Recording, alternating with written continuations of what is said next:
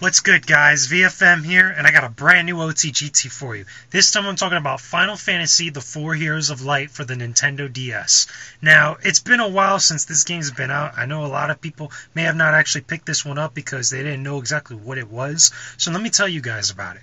Final Fantasy The Four Heroes of Light is kind of almost a throwback to the original old school style of JRPG that the Final Fantasy games used to be back in the day. Back when they were on the NES, the Super NES, and early PlayStation days. So, it's not a 2D adventure per se. It's still a 3D adventure, a 3D Final Fantasy, but a lot of the principles and the gameplay elements and gameplay design choices are really traditional as far as what an RPG is. This is a real big kind of old school take on Final Fantasy.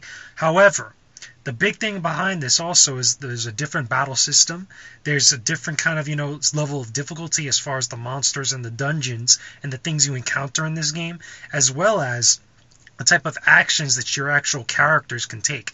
The main story is based around these four heroes of light. You could actually name them whatever you want, kind of like how older Final Fantasy games were, but they have their own set names, that are in the game. I can't remember any of them off the top of my head at the moment, but takes place based on these four characters, and they're from different backgrounds, different areas, different places, and they come into contact with each other, and they're kind of, called upon by this giant crystal, or pretty much the crystals of light, if you will, because every Final Fantasy has crystals of light, or warriors of light and stuff, calls them forth in order to become warriors of light, or heroes of light, and actually rid the land of darkness and all that is evil, pretty much. And you travel to different areas that are within this big map, and you find different things, and you go to different dungeons and fight different monsters. And, various events occur that, interact with the plot as well as the characters, their backgrounds, their history, and what their futures are going to be like. So, with that being said, it's a real complicated story. You have to play it to really understand it. It's kind of hard to explain. But here's the main gist of it, the gameplay. The gameplay, I really have no problems with this game except for one key thing. Every Final Fantasy, or pretty much every RPG out there, allows the player during the course of battle to decide what their target is, for whatever action they're doing, whether they're attacking, using magic, throwing items out, and stuff like that. However, this game doesn't allow you to do so, which really is a really big bother, especially in some really critical situations or boss fights, when there's multiple enemies on screen, or when multiple actual allies need to be healed, so you can't choose specifically which target that you want. The game does it for you, and that could be a real hindrance in some really sticky situations. I wish that they had kept it the original style where you could decide and it gives you more control over what's going on during the battle. However, that doesn't mean to say that the computer is a stupid idiot. Don't get me wrong. There are times when the computer will actually decide exactly, or actually, cause your action to go to the actual character that you want. However, if I ever did want to change my mind or actually pick a different target than what the computer thinks, I want to be able to do so. So that's my only real big problem with this game. Other than that, as far as battles are concerned, real traditional Final Fantasy, they have this thing now as far as the battle system called the crown system. And what the crown system does is that you assign different roles, kind of like a job class system, like from Final Fantasy V. But what's different is that your character models, the actual 3D models that are in the game in the world, actually wear different hats based on whatever crown that they're wearing, or whatever role that they're supposed to be in, and different actions are given to them based on those roles. For example, when you start the game, you get what's called Wayfarer, and Wayfarer's specialty is pretty much evasion, or pretty much the ability to escape battle. That's the very first crown that you get, and then subsequently, I'm tongue twisted. Right after that, you get the White Mage and you get the Black Mage, and they have their respective actual magic. White Mage gives a cure magic or holy magic. Black Mage is much more black arts, like fire, wind, water, blizzard, thunder, etc. And there's various other crowns in the game. There's a ton of crowns. There's a huge kind of like assortment of them. If I'm correct in understanding, maybe like about a good 20 of them. I could be wrong. I haven't actually looked at the entire thing, but there's quite a few. Besides that, you have control of all the actions of what your actual allies do, except for the actual targeting and stuff. But you can decide whatever crown that you want to any person in your party, which is really cool.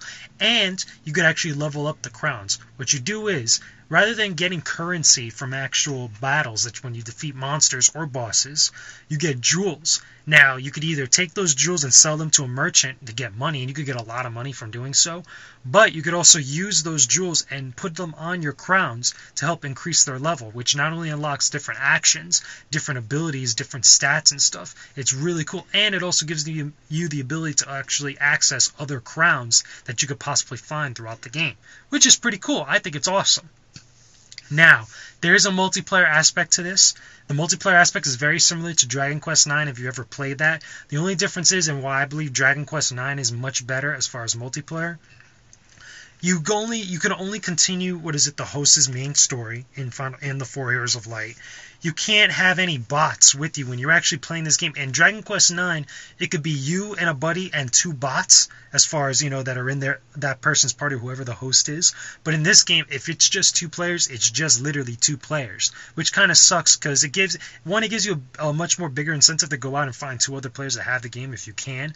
But it's a real downer because in case you want to have someone that extra backup or those extra means of communication, not communication, but different types of opportunities when you're fighting bosses, or different items that you might not be able to carry on just one person in particular.